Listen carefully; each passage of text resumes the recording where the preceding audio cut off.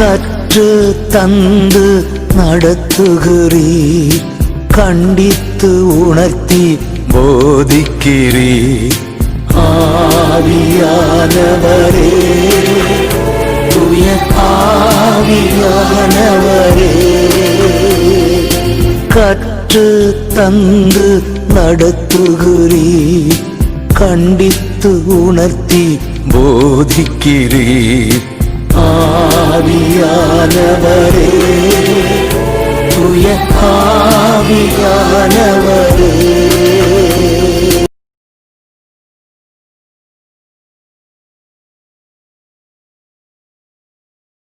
கர்த்தருடைய நாமம் ஒன்றை மகிழ்ப்படுவதாக.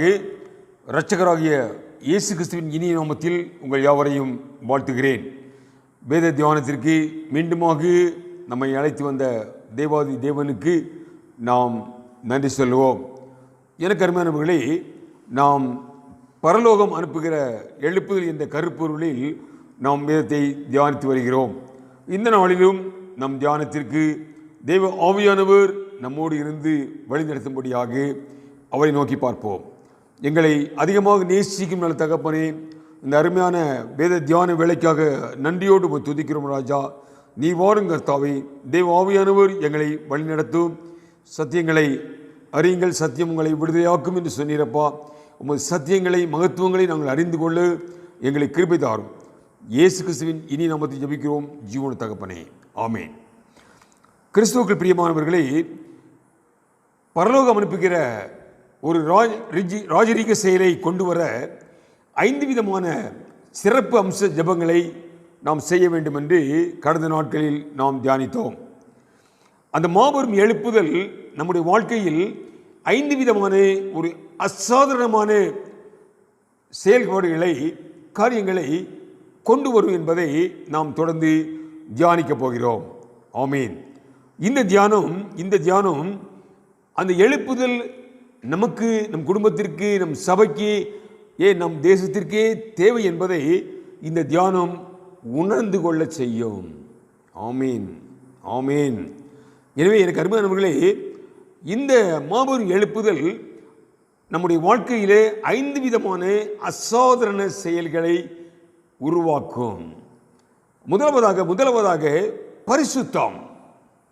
இந்த எழுப்புதல் மூலமாகத்தான் நாம் பரிசுத்தம் அடைய முடியும். அதை நாம் தியானிக்கப் போகிறோம். ஒழுங்கின்மையும் வெறுமையுமாக இருந்த பூமியை ஒழுங்குபடுத்தவும் அதை நிறைவுபடுத்தவே தேவன் செயல்பட்டார் என்று ஆதியாகமம் 1:2 நாம் வாசிக்கிறோம். ஒழுங்கின்மையான பூமியை ஒழுங்குபடுத்துவதே அவருடைய திட்டம். எனக்கு அருமையானவர்களே, எனவேதான் தேவனால் தெரிந்து கொள்ளப்பட்ட என்னையும் உங்களையும் ஒழுங்குபடுத்துவது, பரிசுத்தப்படுத்துவது அவருடைய அநாதி தீர்மானம். ஆமென், அல்லேலூயா. எனவே தேவன் தெரிந்து கொண்ட பிள்ளைகளிடம் லேவியரம் புத்தகத்தில் லேவியம் 20:26 என்ன சொல்ல பாருங்க. லேவியரம் 20ஆம் அதிகாரம் 26ஆம் வசனம். தயவுசெய்து இந்த வசனங்களை எடுத்துக்கொள்ள வேண்டும். லேவியரம் புத்தகம் 20ஆம் அதிகாரம் 26ஆம் வசனம். கர்த்தராகி நான் பரிசுத்தராய் இருக்கிறபடியால் நீங்களும் எனக்கேற்ற பரிசுத்தவான்களாய் இருப்பீர்களாக. நான் பரிசுத்தராய் இருக்கிறபடினாலே நீங்களும் எனக்கு ஏற்ற பரிசுத்தவான்களாய் இருப்பீர்களாக. பரிசுத்தவான்கள் என்று சொல்ல, எனக்கு ஏற்ற பரிசுத்தவான்களாக, கர்த்தருக்கு ஏற்ற பரிசுத்தம் உள்ளவர்களாக நாம் இருக்க வேண்டும் என்பது தேவனுடைய விருப்பம். இது நம்மால் முடியாத காரியம். நம் தோல்வியை ஒற்றுக்கொள்ள வேண்டும். இது நம்மால் முடியாத காரியம். ஏனென்றால் அதே அதிகாரத்தில் இதை சொல்வதற்கு முன்பாக 8ஆம் வசனத்தில் என்ன சொல்ல இருப்பாருங்க. லேவியர் புத்தகம் 20:8. என் கட்டளைகளை கைக்கொண்டு நடவுங்கள், நான் உங்களை பரிசுத்தமாக்குகிற கர்த்தர். நான் உங்களை பரிசுத்தப்படுத்துகிற கர்த்தர். நம்மால அவருக்கு ஏற்ற பரிசுத்தத்திற்கு நாம் நம்மை கொண்டு வருவது முடியாத காரியம். எனவேதான் அவர் சொல்லாரு, நான் உன்னை பரிசுத்தப்படுத்துகிறேன். அதுக்கு முன்பாக ஒரு நிபந்தனையை கொடுக்காரு பாருங்க. என் கட்டளைகளை கை கொண்டு நடவுங்கள். ஆமென். பெரிய கட்டளைகளை நியாயப்பிரமாணி கொடுத்தாரு. அல்லேலூயா. இல்லையா? புதிய ஏற்பாட்டில் அது ரொம்ப இலகுவாக மாற்றிட்டார் கட்டளைகளை. முழு ஆத்மாவோடு, முன் பலத்தோடு, முழு மனதோடு நீ என்னிடத்தில் அன்பு கூறுவாயாக. முழு ஆத்மாவோடு, முழு மனதோடு அன்பு கூறுவாயாக. அதே போல மற்றவர்களிடம் நீ அன்பு கூற வேண்டும். இல்லையா? அதுக்கு ஒப்பா இருக்கிற கற்பனை. இந்த 2 கற்பனையில எல்லா நியாயப்பிரமாணங்களும் எல்லா தீர்க்க தரிசனங்களும் அடங்கும் என்று சொல்லிட்டாரு. ஆமென். அல்லேலூயா. அப்போ இந்த கட்டளைகள் இல்லையா, ஓய்வு நாளில் தேவனை நாம் ஆராதிக்க வேண்டும், சேவிக்க வேண்டும். அதான் அவருடைய முதல் கட்டளை, ஓய்வு நாள். அதுதான் புதிய ஏற்பாட்டில் நாம் தேவ பக்தியாய் இருக்க வேண்டும். தேவ பக்தியாக அவர் கட்டளைகளில் நடப்பது என்பது பக்தியாக, அவரை பிரியப்படுத்துகிற வாழ்க்கையாக, வேதம் வாசிப்பு, ஜெபம், ஊழியம், கர்த்தரை மையப்படுத்தும்படியான காரியங்கள், இதான் அவருடைய கட்டளைகள். எனவேதான் அங்கே 2 பேதுரு 2ஆம் அதிகாரம் 9ஆம் வசனத்தில் 2 பேதுரு 2:9 ஒரு நல்ல செய்தி பாருங்க. கர்த்தர் தேவபக்தி உள்ளவர்களை ரட்சிக்க அறிந்திருக்கிறார். நாம் தேவபக்தியாக இருக்கும் பொழுது அவர் நம்மளை விடுதலை பண்ணுவார், பரிசுத்தப்படுத்துவார். அதாங்க சொல்றாரு, என் கட்டளைகளை கை கொண்டு நடவுங்கள், நான் உங்களை பரிசுத்தமாக்குகிற கர்த்தர். அப்போ தேவனுடைய கட்டளைகள், ஓய்வு நாளில் கர்த்தரை ஆராதிக்க வேண்டும், வேதத்தை தியானிக்க வேண்டும், ஜெபிக்க வேண்டும், கர்த்தருக்காக ஏதாவது ஒன்று செய்ய வேண்டும். இந்த பக்தி வாழ்க்கை தேவ பக்தியாக இருப்போமானால் தேவன் நம்மளை பரிசுத்தப்படுத்த வல்லவராக இருக்கிறார். ஆமென். அல்லேலூயா. எனவே இப்படி நாம் அவருக்கு ஏற்ற பிள்ளைகளாக, அவரோடு நாம் இணைந்து செயல்படும் பிள்ளைகளாக இருக்கும் பொழுது எப்படி பரிசுத்தப்படுத்துகிறாராம் எசேக்கியேல் தீர்க்கன் மூலமாக சொல்ல பாருங்க. எசேக்கியேல் புத்தகம் 20ஆம் அதிகாரம் 8ஆம் வசனத்தில் என்ன சொல்ல பாருங்க. எப்படி பரிசுத்தப்படுத்துகிறாராம் ஒரு வழி சொல்ல பாருங்க. எசேக்கியேல் 20ஆம் அதிகாரம் 8ஆம் வசனம்.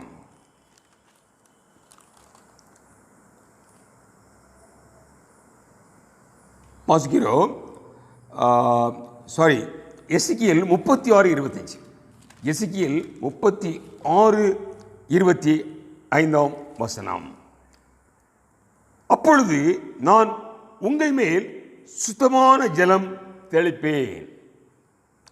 எல்லாம் வேதத்தை எடுத்துக்கிடுங்க. 1008ஆம் பக்கம். எப்படி பரிசுத்தப்படுத்தலாம் பாருங்க. எனக்கு அருமையானவர்களே, நாம் தேவன் அனுப்புகிற ஒரு பெரிய மாபெரும் எழுப்புதலை குறித்து தியானித்து வருகிறோம். எப்படி அந்த எழுப்புதல் நம்மை பரிசுத்தப்படுத்தும் என்பது இன்றைய தியானம். நான் சொன்னேன், 5 விதமான அசாதாரணமான செயல்களை இந்த எழுப்புதல் நம்ம வாழ்க்கையில் கொண்டு வரும். முதலாவதாக ஒரு பெரிய பரிசுத்த வாழ்க்கையை இந்த எழுப்புதல் கொண்டு வரும். அதான் தியானிக்கிறோம்.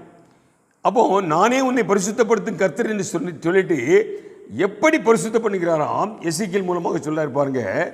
அப்பொழுது நான் உங்கள் மேல் சுத்தமான ஜலம் தெளிப்பேன், நான் உங்களுடைய எல்லா அசுத்தங்களையும் உங்களுடைய எல்லா நரகலான விக்கிரகங்களையும் நீக்கி உங்களை சுத்தமாக்குவேன், நீங்கள் சுத்தமாவீர்கள். சுத்தமான ஜலத்தை நம்ம மேல தெளிப்பாராம். அந்த சுத்தமான ஜலம் என்பதுதான் பரிசுத்த ஆவி. அதுதான் யோவான் ஸ்நானகன் சொல்றாரு. யோவான் ஸ்நானகன் மத்தேயு 3ஆம் அதிகாரத்தை எடுத்துக்கிறோம். மத்தேயு 3ஆம் அதிகாரத்தில் யோவான் ஸ்நானகன் என்ன முழங்குறாரு பாருங்க. மத்தேயு 3ஆம் அதிகாரம் இதைத்தான் சொல்றாரு. இந்த சுத்த ஜலத்தை தெளிப்புங்கிறார் இல்லையா, அதைத்தான் நமக்கு நினைவுபடுத்துகிறார். மனம் திரும்புதலுக்கு என்று மத்தேயு 3ஆம் அதிகாரம் 11-12 வாசிக்கம் பாருங்க.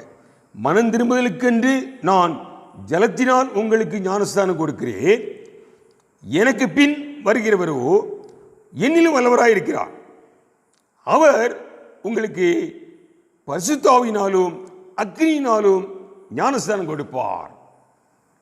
தூத்துக்குடை அவர் கையில் இருக்கிறது.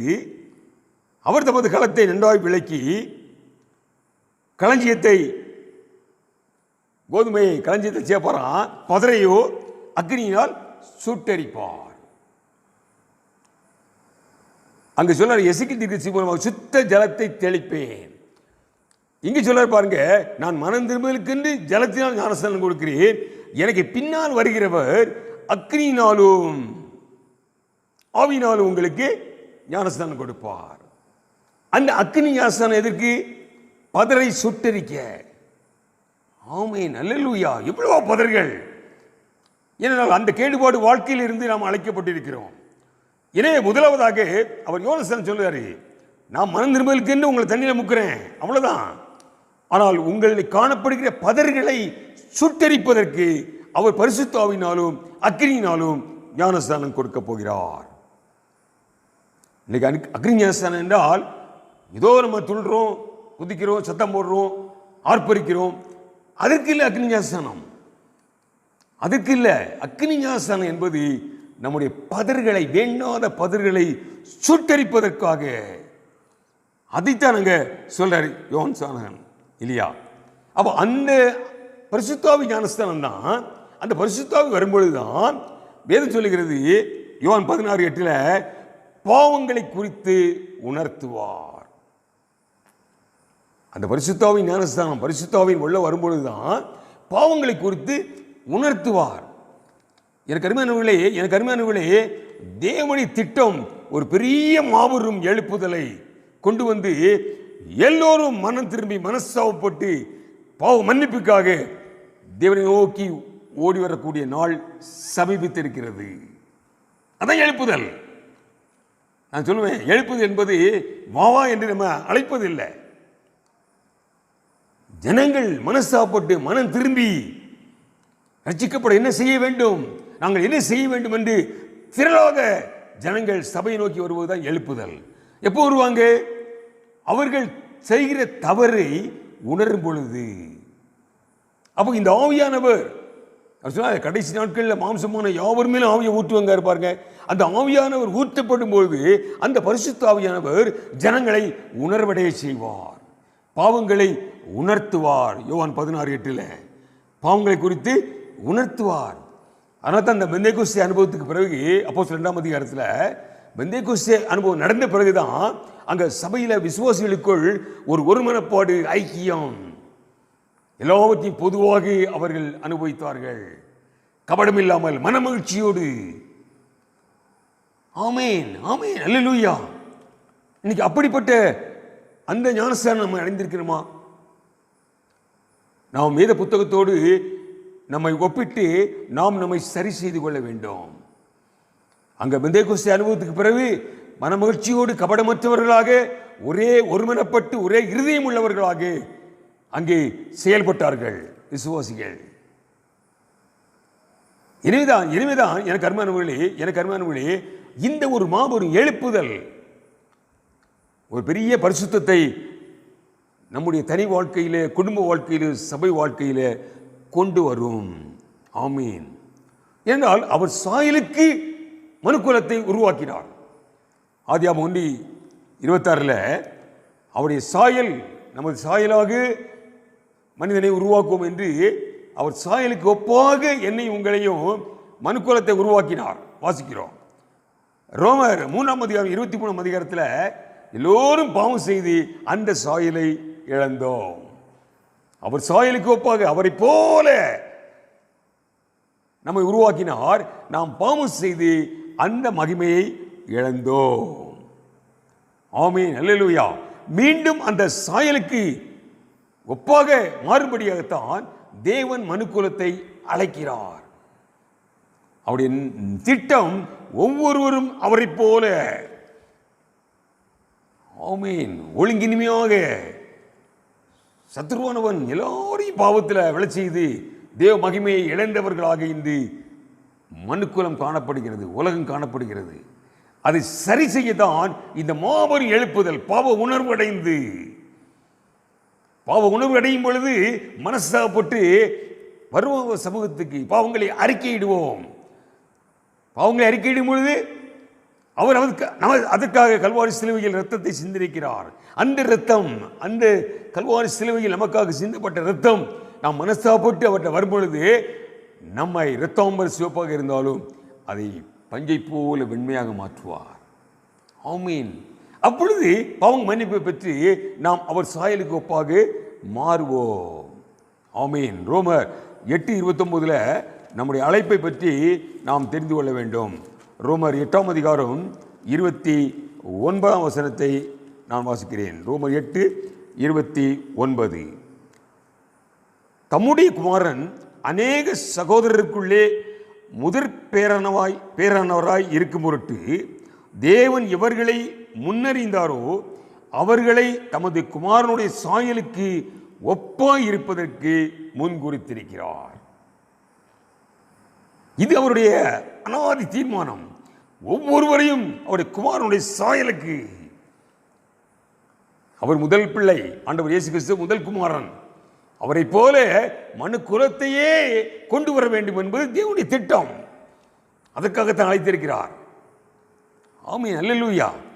அப்போ அந்த அழைப்பை எப்படி நிறைவேற்றுகிறார் என்றால் 2 கொரிந்தியர் 3ஆம் அதிகாரம் 18ஆம் வசனத்தில் அங்கே தேவ ஆவியானவர் வெளிப்படுத்துகிறார். 2 கொரிந்தியர் 3:18 அடிக்கடி வாசிக்கிற வசனம். மீண்டுமாக அதை வாசிப்போம். 2 கொரிந்தியர் 3:18. நாம் எல்லோரும் திறந்த முகமாய் கர்த்தருடைய மகிமையை கண்ணாடியிலே காண்கிறது போல கண்டு ஆவியோ இருக்கிற கர்த்தரால் அந்த சாயலாகத்தானே மகிமை மேல் மகிமை அடைந்து மறுரூபப்படுகிறோம். ஆவியா இருக்கிற கர்த்தரால்.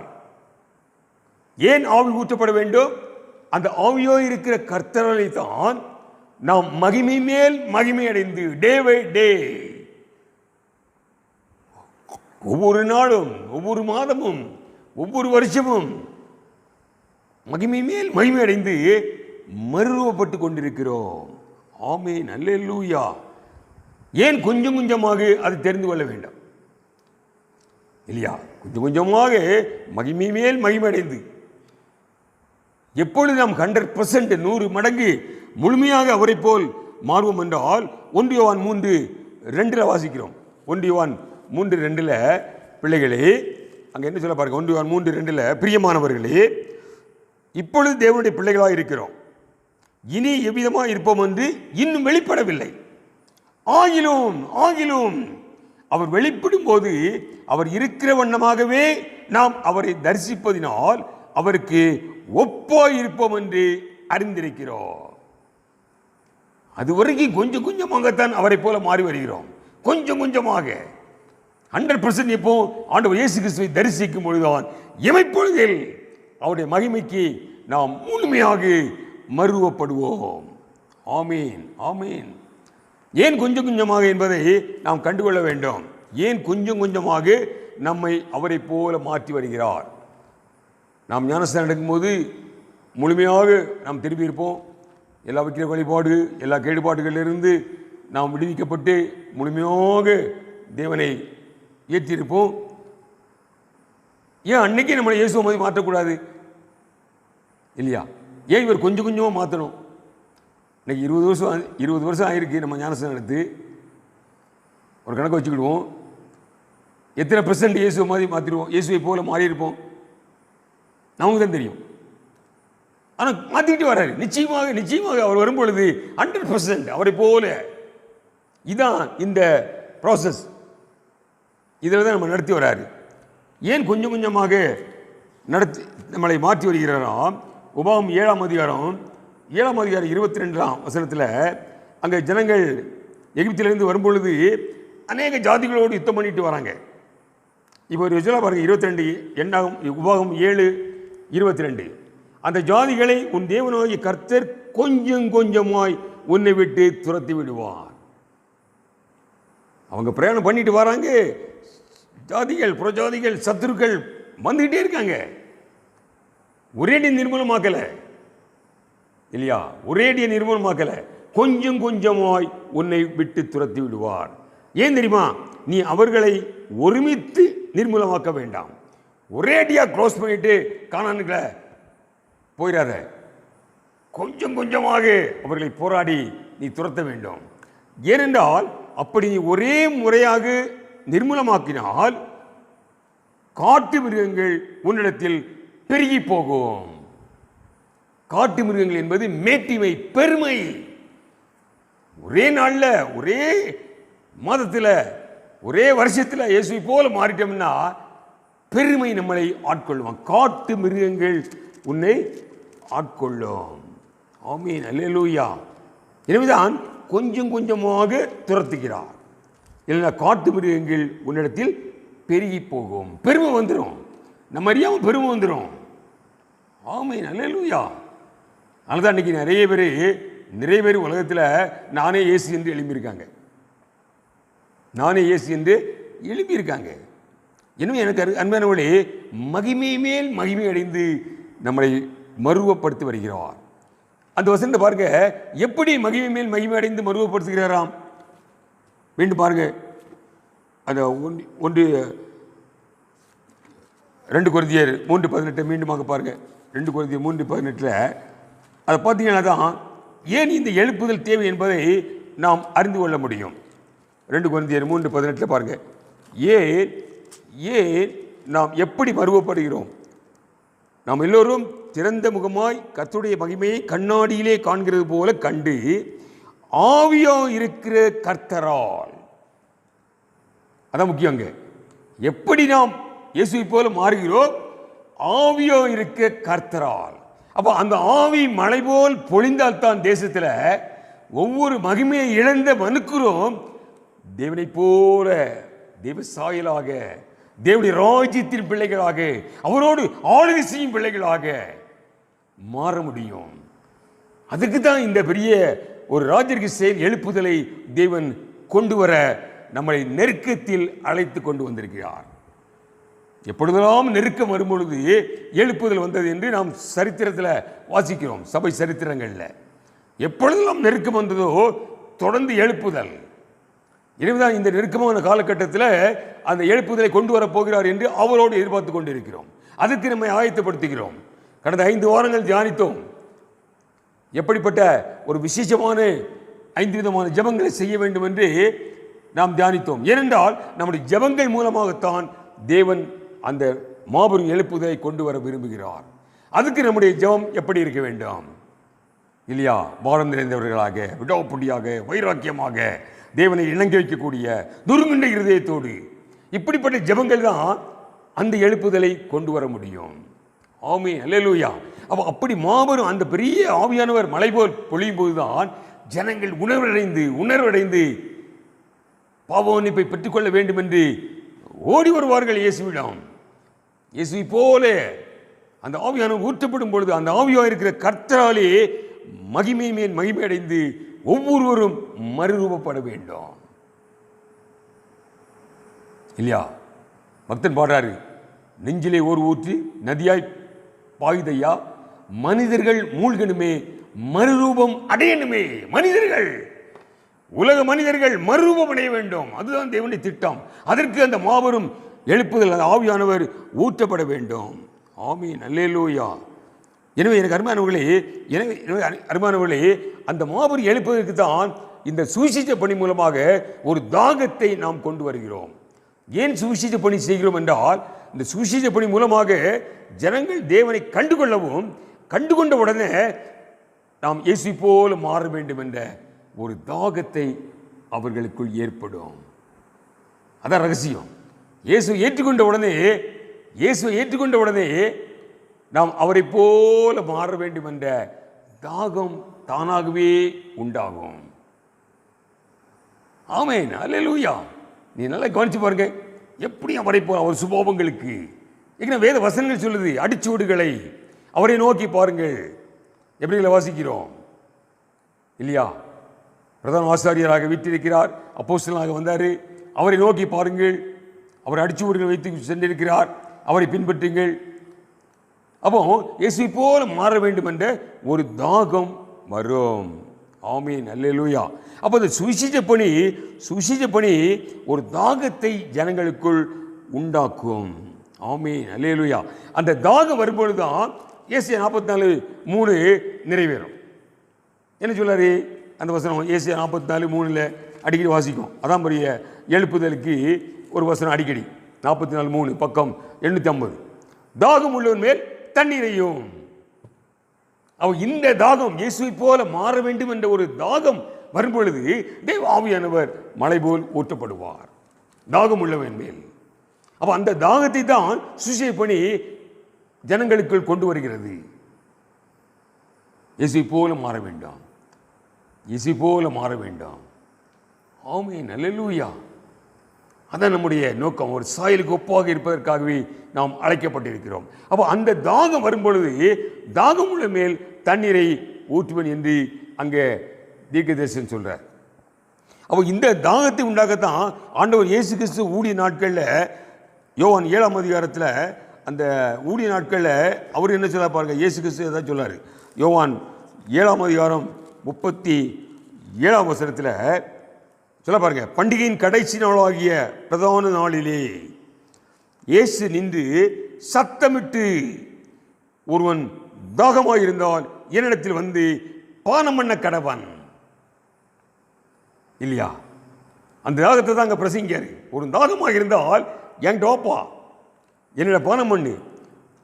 அப்போ எதை சொல்றாரு? தாகமாக தீர்க்க எதை சொல்றாரு பாருங்க. 39ஆம் வசனத்தில் தம்மை விசுவாசிக்கிறவர்கள் அடைய போகிற ஆவியை குறித்து இப்படி சொன்னார்.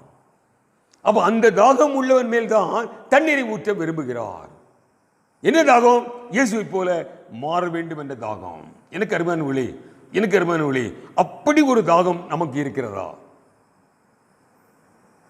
நான் சொன்னேன் 5 விதமான அசாதாரணமான கிரியைகளை தேவன் நம்மில் செய்ய விரும்புகிறார்.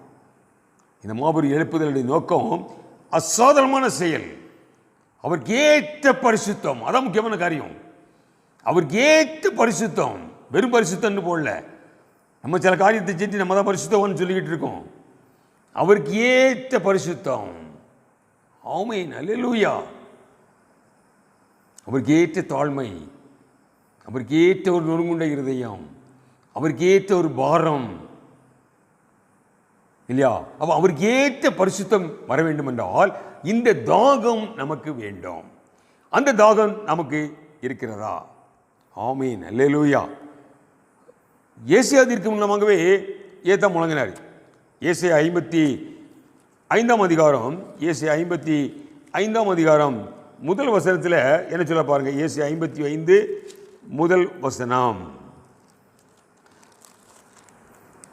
ஓ தாகமாக இருக்கிறவர்களே, ஓ தாகமாக இருக்கிறவர்களே, ஏன் அங்கே இயேசு சொன்னார்? ஓ தாகமாக இருக்கிறவர்களே, நீங்கள் எல்லோரும் தண்ணீர் அண்டை வாருங்கள். பணம் இல்லாதவர்களே, நீங்கள் வந்து வாங்கி சாப்பிடுங்கள். நீங்கள் வந்து பணமுமின்றி விலையுமின்றி திராட்சரசமும் பாலும் கொள்ளுங்கள், இலவசமாக பெற்றுக்கொள்ளுங்கள். எதை? பரிசுத்த ஆவியை. இதுக்கு என்ன கரையம் செலுத்த வேண்டியதில்லை. நம்முடைய தாகமாக இருக்கிறவர்களே எல்லோரும் வாங்க, தண்ணீர் அண்டை வாங்க. நதி பாயுது, மழை கொட்ட போகுது, வாங்க அந்த தண்ணீர் அண்டைக்கு வாங்க. இல்லையா? அப்படி வரும்போது என்ன நடக்கும்? அடுத்த வசனத்தை சொல்லப்படுங்க. அந்த அடுத்த வசனம் கடைசியில் உங்கள் ஆத்மா கொழுப்பான பதார்த்தத்தினால் மகிழ்ச்சியாக இருக்கும். ஆமென். அந்த தாகத்தோடு அந்த தண்ணீரை பெற்றுக்கொள்ளும் பொழுது ஆத்மா மகிழ்ச்சியாக, நலமானதை சாப்பிடுங்கள், அப்பொழுது உங்கள் ஆத்மா கொழுப்பான பதார்த்தத்தினால் மகிழ்ச்சியாக இருக்கும். மனுக்குலத்தை மகிழ்ச்சிப்படுத்தவே தேவாதி தேவன் உலகத்திற்கு வந்தார். எனவேதான் ஆண்டவர் இயேசு கிறிஸ்து பிறப்ப எல்லோருக்கும் மிகுந்த சந்தோஷத்தை உண்டாக்கும் செய்தி. மகிழ்ச்சியாக தான் வந்தார். ஆனால் தான் ஆரம்பத்தை வாசித்தோம். வெறுமையாகவும் ஒழுங்கின்மையாகவும் இருந்த பூமியை ஒழுங்குபடுத்தவும் நிறைவுபடுத்தவே தேவனுடைய திட்டம் செயல்பட ஆரம்பித்தார். அப்போ ஒவ்வொரு மனிதனையும் மகிழ்ச்சியாக மாற்றுவதற்காகத்தான் இந்த ஒரு எழுப்புதலை கொண்டு வர தேவன் திட்டமிட்டிருக்கிறார். அது அவருடைய ராஜரிக செயல். அதுக்காகத்தான் என்னை உங்களையும் ஜெபிக்க அழைக்கிறார். எனக்கு அருமையானவர்களே, நீங்கள் எழுப்புதல் ஜெப சேனைகளை சேர்ந்து ஜெபிக்க ஆரம்பிச்சிருக்கிறீங்க. அது சாதாரண ஜெபம் கிடையாது. மனுக்குலத்தை, உலகத்தில் உள்ள ஒவ்வொரு மனிதனையும் மகிழ்ச்சிக்கு கொண்டு வர இந்த ஒரு பெரிய எழுப்புதல். சாதாரண எழுப்புதல்கள், சாதாரண திட்டம் இல்லை, ஒவ்வொருவரையும் மகிழ்ச்சியாக்க.